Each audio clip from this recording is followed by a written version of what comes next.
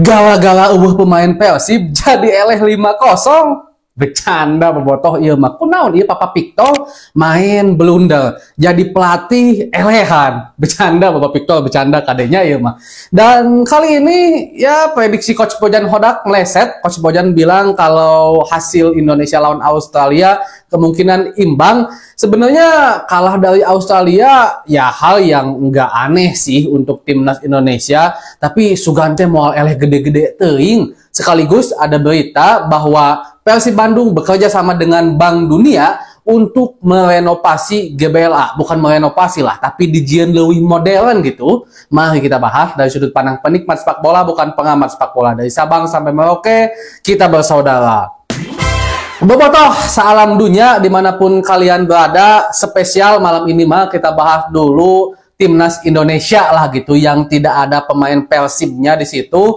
Dan tentu ini satu hal yang cukup mengejutkan. Ada dua hal yang mengejutkan dari saya. Yang pertama, mengejutkan melihat permainan timnas Indonesia khususnya di 12 menit awal. Wah, itu pressing ketat banget, bermain terbuka sekali, gede kawani pisan, seolah-olah tidak takut di counter attack oleh Australia. Permainan yang dijanjikan oleh Patrick Kluivert lah bahasa Sunda hese oleh Coach Patrick, kalau mereka akan bermain total football. Yes, bermain total football 12 menit awal. Tapi setelah timnas Indonesia mendapatkan penalti, Bang Kevin gagal menendang, malah kena tihang. Pada akhirnya kebobolan ke Indonesia 1. Tadi situ permainan masih ada oke sih sebenarnya. Kebobolan kedua, ya udahlah. Di situ buyar sekali. Ini satu hal yang tentu sangat disayangkan, karena kalau seandainya kita minimal menang 1 poin saja, membawa pulang 1 poin saja dari Australia, kemungkinan kita untuk bisa lolos ke Piala Dunia lewat jalur round ketiga ini sangat terbuka lebar dengan kita menang melawan Bahrain, kita menang melawan Cina. Karena kalau lawan Jepang nyatong pati dihitungkeun lah nya, Jepang mah da geus puguh lah, beda kelas untuk di Asia mah nya ada hese, ada halus gitu. Walaupun tentu untuk lolos ke Piala Dunia 2026 di Meksiko, Kanada, dan Amerika Serikat ini masih sangat terbuka. Lamun mau pemain Persib, itu salah lain. Maksudnya masih sangat terbuka, khususnya mungkin kalau kita nanti lolos ke round keempat, lalu di sana kita menjadi juara grup. Karena kalau dari segi kualitas pemain, seharusnya ya, kalau menurut saya pribadi, timnas Indonesia sekarang di grup ini adalah tim dengan kualitas pemain terbaik kedua kalau menurut saya pribadi. Kahijinya udah jelas Jepang, keduanya timnas Indonesia. Kalau pemainnya 11 pertama dulu lah ya. Itu hal yang sangat luar biasa, dan mungkin ini ekspektasi kita yang terlalu berlebihan dengan datangnya 3 pemain naturalisasi baru gitu kan, yang bergabung dengan timnas Indonesia. Walaupun kalau kita lihat dari sudut lainnya, mau tidak mau pasti bakal ada juga yang membandingkan antara Coach Sinteyong dan Coach Patrick. Tapi untuk satu kesatuan tim memang prosesnya panjang. Jarang banget ada satu tim yang masuk pemain baru, masuk pelatih baru itu langsung halus. Itu jarang sekali. Mereka pasti butuh proses dan segala macamnya. Cuman yang jadi masalahnya itu, apakah sekarang udah saatnya proses gitu kan? Karena kita lagi di track berlari untuk menuju Piala Dunia. Namun nungguan proses-prosesnya berarti 2030 hiji. Oke, orang main di Piala Dunia 2030 nya. 2030 orang nungguan Piala Dunia gitu kan. Itu kan lila pisan. Kaburu Tom Haye nage main di Persib juara jeung Persib 7 kali berturut-turut atuh kan. Lamun seperti itu mah. Ini satu hal yang tentu sekali lagi sangat disayangkan, walaupun kita harus tetap mendukung timnas Indonesia, mendukung Persib mah geus pasti.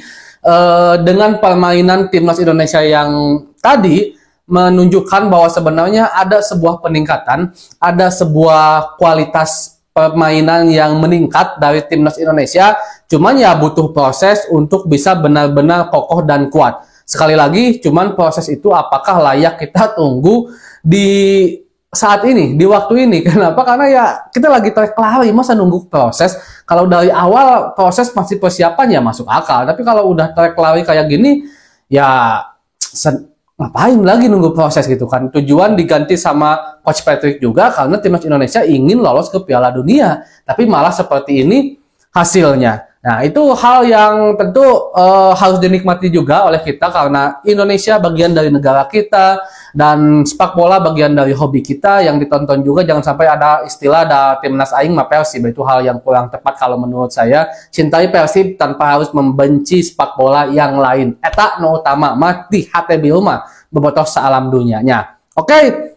Masalah tim Indonesia seperti itulah karena saya yakin bobotoh juga nonton banyak sekali ya hal-hal yang memang harus dibenahi mulai dari lini serang, second line kita juga yang tidak terlalu bertarung. Di sisi kiri timnas Indonesia begitu sangat lemah yang biasanya ada Kelvin Verdong di situ, tapi Kelvin Verdong disimpan sebagai center back dan dimainkan Dean James, pemain baru gitu kan. Ini begitu keteteran dan terlihat hanya sedikit dominan di sebelah kanan. Ya oke lah kalau seandainya kiri na Edo jeung Hen mah bakal beak lah gitu. Tapi oke, itu masalah tim Indonesia. Bobotoh salam dunia, kita masuk ke Persib Bandung.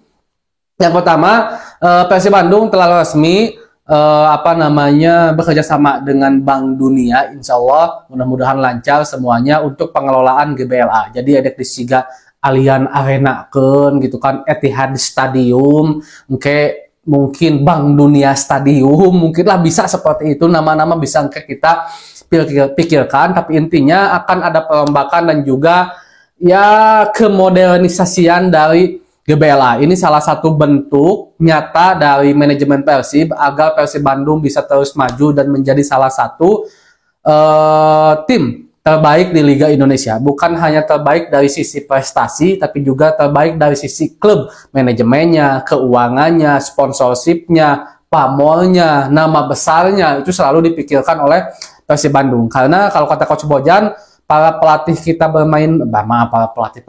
kita bermain bagus ya karena manajemennya gajinya lancar gitu. Karena salah satu bentuk agar gaji lancar adalah manajemen yang bagus, kuat dan profesional dengan mendatangkan banyak sponsorship, pemasukan dari tiketing, dari endorse, dari ya tadi sponsorship dan segala macamnya itu dikombinasikan agar menjadi satu kesatuan pemasukan Persib Bandung anu kieu pisan.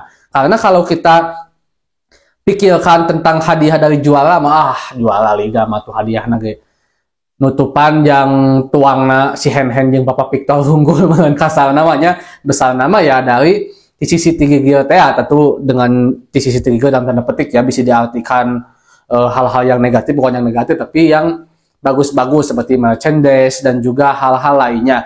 Nah, mudah-mudahan semuanya lancar, bobotoh salam dunia, Persib Bandung lancar, juara, deui